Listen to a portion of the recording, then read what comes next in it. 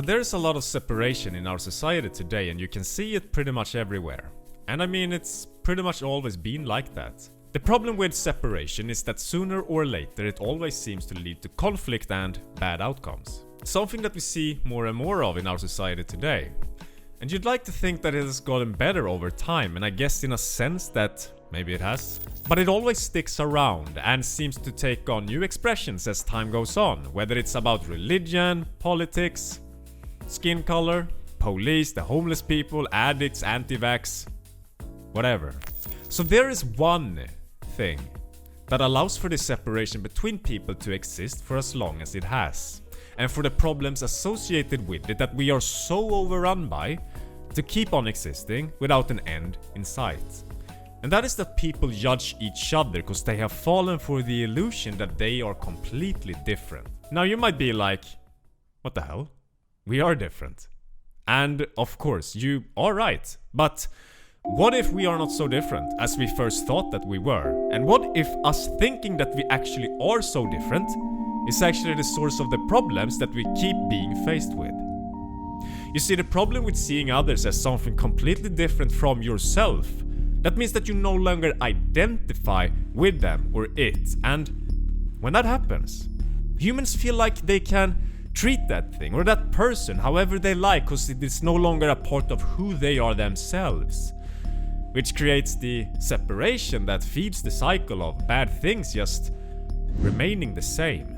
You see, all of this comes back to one of the strongest unconscious drives that humans has, which is to align and protect that which it identifies with. If a human doesn't identify with something, it doesn't mean shit.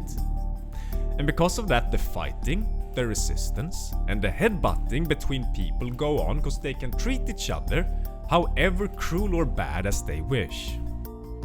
This is what allowed, let's say, the execution of entire races to happen throughout history because they were convinced that there was nothing about them that they shared. But you see, when you identify with something, there comes the drive to want to put to the side that which isn't going to improve the situation, like anger, hate, and judgments, and instead focus more on understanding, solving, and making things work. Come to a solution, give things the time and attention that it needs, so that there can be a change going forward. And funnily enough, it is all a bit selfish really.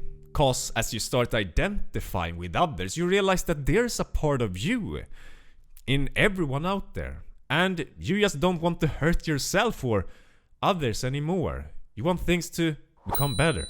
I will try and explain why I see that every person deserves some compassion and understanding no matter what stance or what person it is that we are speaking about. Because there is always going to be a part in someone to identify with no matter who they are or what they have done. Yes, bold statement, right? To me it is actually not.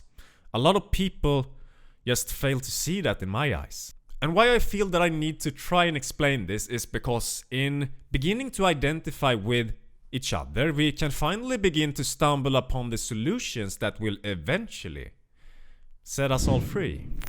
So I admit, there are differences between people, of course. But what is that difference that we experience between us? I can tell you that it is not something that is inherent to us. People are not born good or bad. They are shaped by good or bad. For example, in Nazi Germany, an entire country was not randomly just born evil all of a sudden. They started off just like you and me, until they were consumed by the fears of the time and place that they were in. So I talk a lot about the unconscious on my channel. And when you dive into that topic, what you come to understand about who someone is as a person is that it is shaped by the experiences that they went through.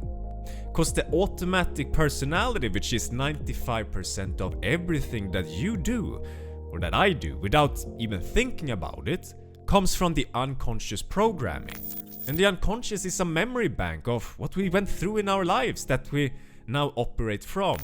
And the experiences that people are going through are sadly not within their control and is very much not of their own choice. People just are the person that they are because of how they were forced to adapt the world and adjust based on the tools and knowledge that they had available that was given to them by the people in their lives that they had to rely upon. So here is something that I think is very groundbreaking. Let's take a serial killer that cuts up people. That's fucking horrible, right? How could you ever show compassion for such a person? Well, the thing is that when you look at the psychology of any activity, whether it is horrible, like this one, or loving, like helping a friend out, at the core of every action, when you dumb it down as far as you possibly can, you'll come to see that everything is either done between two things: for the love of something, or the fear of not receiving love. You see, this person is so damaged and so afraid, has been so tortured and neglected in his past, that he came to a place where he is so lost that he convinces himself that maybe if I cut a person open, I will find that love I never received. Is that what love is? Now, with this being said, there is always going to be action and consequence in this world, right? Never forget that. Bury the man under the prison because he's fucking dangerous. This doesn't take away from what needs to be done or the important choices that you have to make in your own life. What I'm trying to say is that his core drive was the same as me and you. He was only looking for that love, terrified at his core that he can't find it because it was never given to him. Something that most of us, like myself, was born into the presence of and adopted as I grew up, but that he never had a taste of. So in this person, is there a sliver of compassion to be found? Is there something about him that you can identify with and relate to? And why is it so important that we actually do? Because things like this will only keep repeating themselves until we come to a middle ground where we want to understand what's going on.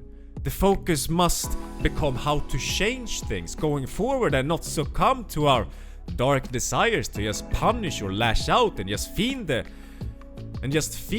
pain and suffering that has already gone so far that led to this happening in the first place. And that happens when we no longer look at what is different but what is the same between us. Because in that compassion we naturally want to heal that which is not working.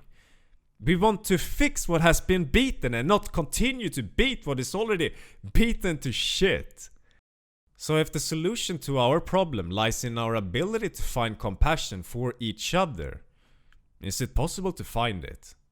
I realize that who others are is potentially who I could have been if I was put under the same pain, the same experiences, and the same circumstances as that person was. If I always had to reflect on the same memory bank from my past and out of my unconscious, who would I have been? You know, I've also done some mistakes in my past, and I think that we all have.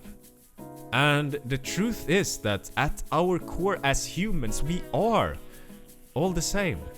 Our most primal survival motivators are to belong, to feel loved, to be safe. At our core, we are all driven by the same thing, expressed in our own very unique ways. That is where we are the same. And the only difference between us is the outside forces we went through that shaped those unique ways of doing it that we now all have. We all learned to adopt love in our own way and did things in the name of love. Or we felt the absence of it growing up and did things in the fear of never having it. Like some people steal because they feel that love or things that makes them feel good needs to be taken because their parents failed to show them that it is something that they could receive. These people wouldn't want to be stealing if they had been exposed to better experiences. They would want nothing more than to be where we are, where we don't feel like we need to steal to get by, to feel okay and to feel peace within ourselves. I'm gonna wrap this up. A cool thing about developing compassion for other people is that you begin to see how it makes sense to let go of the things that maybe you hold against yourself too, perhaps the mistakes you did, or if you're really hard on yourself. It makes sense to give yourself a little bit of a goddamn break. 'Cause you always do the best with what you have, even if it sometimes can seem a bit twisted or like you did the wrong thing. You'll notice that you start feeling lighter in your body and that your life begins to improve as the pain and suffering you hold towards others and yourself begins to disappear. And that lighter version of you impacts the world in a very beautiful way. Because at the end of the day, all of that baggage that so many of us suffers from, the resentment, the anger, the fear or whatever, it is something that exists within you and not in someone or somewhere else.